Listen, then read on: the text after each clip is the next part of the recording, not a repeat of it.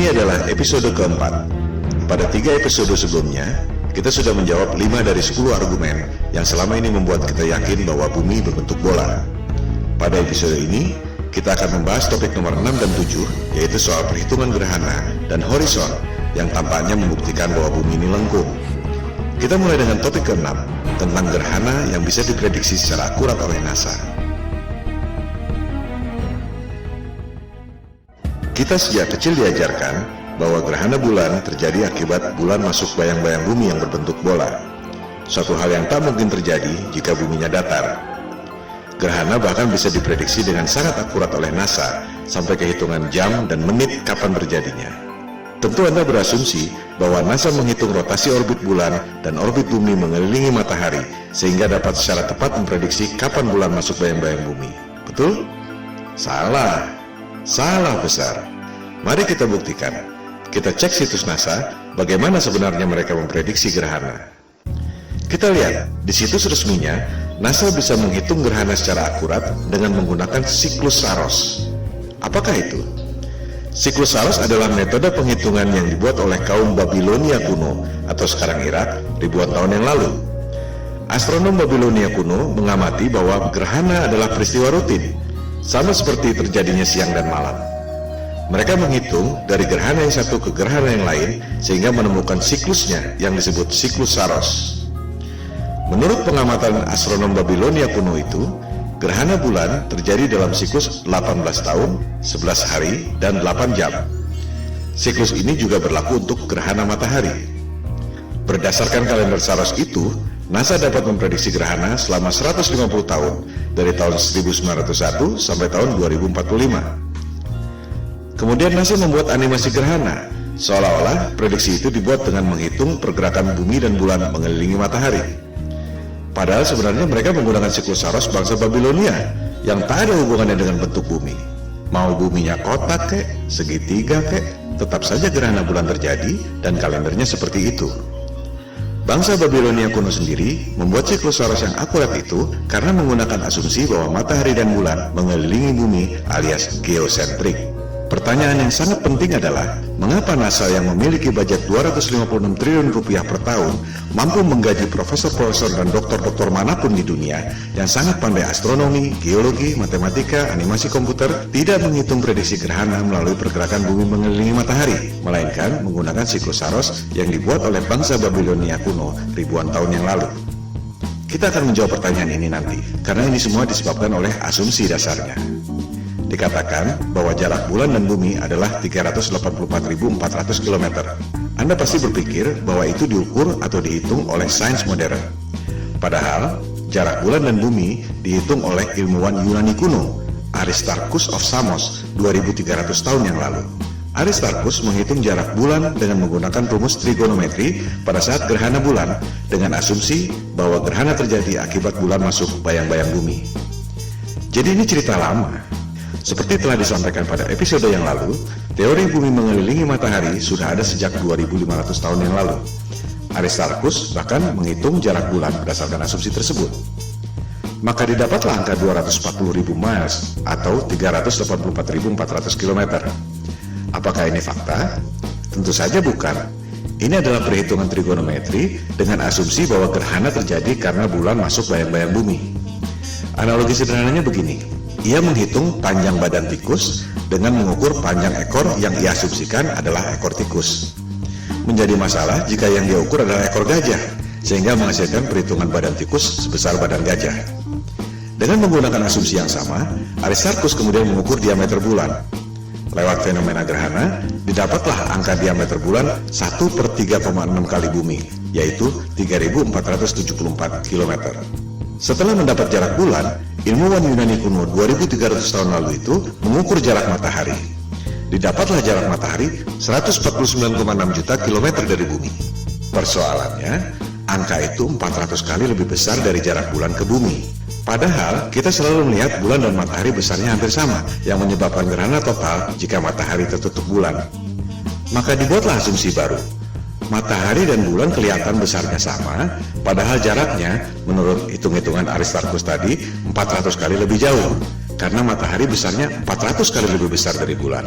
Dengan begitu pula, disimpulkan bahwa matahari besarnya 109 kali bumi. Beginilah cara mengukur dengan rumus di atas kertas. Perhitungan matematikanya memang benar, namanya juga ilmu pasti. Asumsi dasarnya yang salah dari awal. Maka dimulailah dogma sains modern bahwa matahari itu besar sekali. Matahari 109 kali lebih besar dari bumi. Matahari besarnya 400 kali lebih besar dari bulan, tapi jaraknya 400 kali lebih jauh sehingga kelihatannya sama besarnya dengan bulan. Panca indera dan logika kita dikalahkan oleh asumsi rumus. Dari mana Aristarchus 2300 tahun lalu bisa memastikan bahwa gerhana bulan terjadi karena masuk bayang-bayang bumi? Sampai sekarang pun, kalau benar gerhana terjadi karena bulan masuk bayang-bayang bumi, mengapa NASA masih menggunakan kalender Saros untuk memprediksi gerhana? Mengapa NASA tidak menghitung sendiri dengan pergerakan bumi mengelilingi matahari? Jawabannya sederhana, karena memang hitungan itu salah semua akibat asumsi dasarnya yang salah. Gerhana tak akan pernah bisa diprediksi jika menggunakan angka-angka itu. Berbeda dengan cara memahami alam lewat hitungan rumus di atas kertas, observasi alam secara langsung menunjukkan hal yang sebaliknya. Matahari begitu dekat di atas awan, bukan 150 juta kilometer seperti yang mereka katakan. Matahari tidak begitu besar, bisa Anda lihat dari pantulannya di awan itu.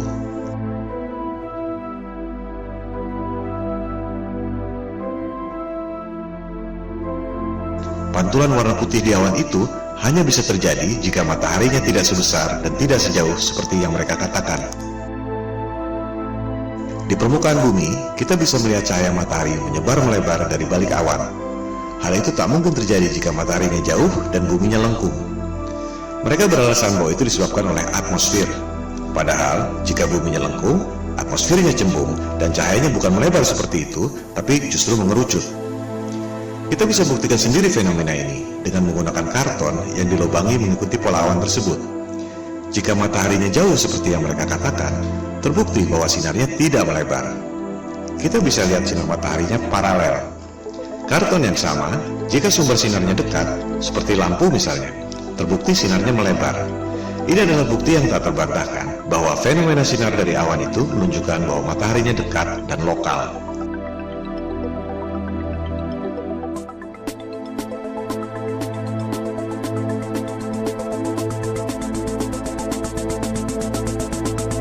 Rumus trigonometri yang sama bisa diterapkan dengan asumsi yang berbeda. Tak perlu menggunakan asumsi bayangan di bulan. Perhitungan trigonometri jarak matahari bisa dilakukan dengan asumsi yang lebih nyata, yaitu derajat kemiringan sinar matahari yang bisa diukur dari bayangan benda di bumi. Dibutuhkan setidaknya 3 lokasi yang berbeda. Sama seperti Google Maps bisa memprediksi jarak Anda dengan menggunakan 3 tower Telkom yang berbeda. Bedanya, cara mengukur ketinggian adalah dengan menggunakan triangulation, yang biasa dilakukan untuk mengukur ketinggian gedung, gunung, dan lain-lain. Hasilnya, jarak matahari hanya 3.583 miles atau 5.766 km saja. Matahari dan bulan begitu dekat. Dari jarak itu, bisa dihitung diameter matahari, yaitu 32 miles atau 51,5 km. Begitu pula diameter bulan, yang besarnya memang hampir sama. Matahari dan bulan tak sebesar seperti apa yang dipropagandakan selama ini. Semua orang bisa mengukur jarak dan diameter bulan dan matahari tanpa menunggu gerhana, seperti yang dilakukan oleh Aristarchus 2300 tahun yang lalu. Buat apa menghitung trigonometri berdasarkan bayangan yang ada di bulan? Kita semua bisa menghitung trigonometri berdasarkan bayangan yang ada di bumi.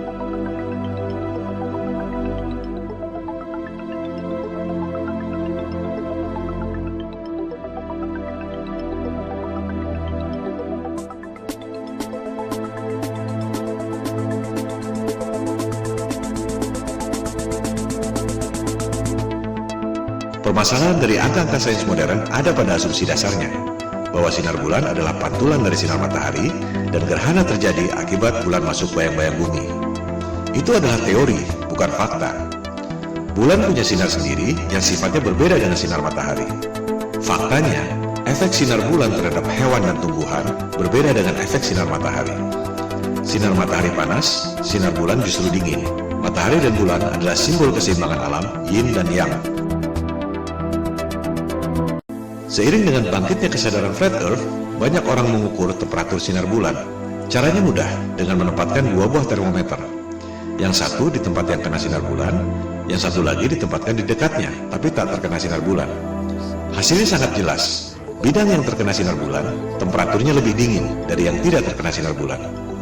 Ini tak mungkin terjadi jika sinar bulan yang dingin adalah pantulan dari sinar matahari yang panas. Karena sinar bulan bukan pantulan dari sinar matahari, maka gerhana bukan disebabkan oleh bayangan bumi.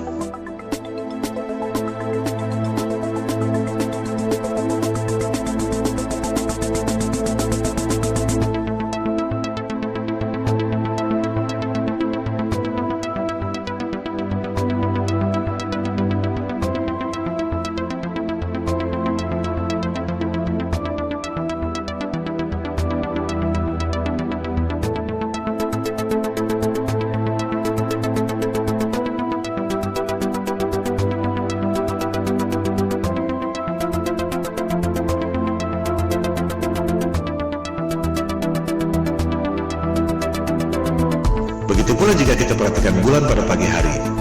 Jelas terlihat bahwa itu bukanlah bayangan bumi, melainkan langit di belakangnya. Bagaimana mungkin bayangan bumi bisa berwarna biru langit seperti itu?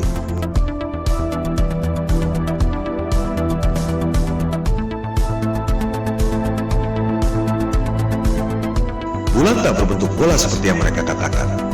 Jika diamati dengan seksama, kadang di bagian tubuh bulan terlihat bintang yang ada di belakangnya. Itu sebabnya zaman dulu ada simbol bulan dan bintang, di mana bintang memang benar-benar terlihat menembus tubuh bulan.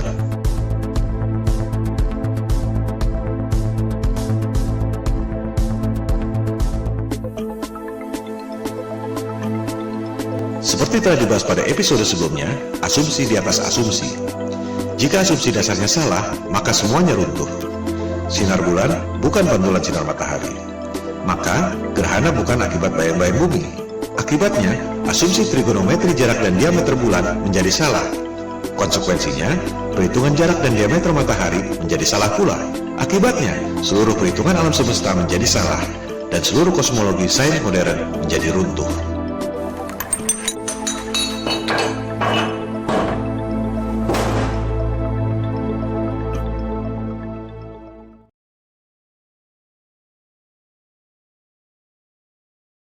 And so I'm going to show you the mathematics behind how we can predict when they're going to happen. We can do the calculations on the elliptical orbit of the moon as the Earth goes around the sun, and we can calculate how often the moon goes between the sun and the Earth. Unfortunately, it's not that simple. In fact, every single number I have given you in this video, every direction, every speed, every angle, every time, they're all only approximations. They're averages. The whole system is constantly changing. It is a wonder we have eclipses at all.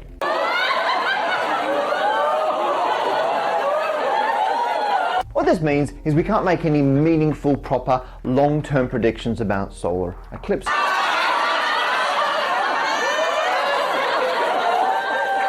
But then, out of all this chaos, another cosmic coincidence steps forward to save the day. It's called the Saros cycle, and it allows us to predict when eclipses are going to happen in the reasonably near future. Maka kita kembali pada pertanyaan di awal tadi. Mengapa NASA, yang memiliki budget 256 triliun rupiah per tahun, mampu menggaji profesor-profesor dan dokter-dokter manapun di dunia yang sangat cerdas dan memiliki pengetahuan yang hebat, tidak dapat menggunakan angka-angka tersebut untuk memprediksi gerhana? Bukan karena para profesor dan dokter itu bodoh, melainkan karena memang angkanya yang salah, tak akan bisa digunakan untuk prediksi gerhana. Sebaliknya, para profesor dan dokter itu pasti tahu bahwa angka-angka itu sebenarnya salah. Mereka adalah bagian dari elit global. We don't have time for a meeting of the Flat Earth Society. Dengan demikian, kita simpulkan topik nomor 6 ini, persepsi bahwa prediksi gerhana NASA merupakan bukti bahwa bumi ini berbentuk bola dan mengelilingi matahari adalah salah besar. Pertama, terbukti NASA menggunakan siklus Saros yang dibuat oleh bangsa Babilonia kuno yang tak ada hubungannya dengan bentuk bumi. Kedua, NASA mempropagandakan berbagai animasi tentang terjadinya gerhana tanpa skala dan perhitungan untuk mengelabui umat manusia sedunia, seolah-olah gerhana terjadi akibat pergerakan orbit bumi dan bulan. Ketiga, ketidakmampuan NASA untuk memprediksi gerhana lewat angka-angka propaganda dan dogmatic science itu justru menunjukkan bahwa angka-angka tersebut sebenarnya salah. Akibatnya, seluruh kalkulasi turunannya, yaitu alam semesta menurut sains modern, adalah penyesatan, Tuhan palsu yang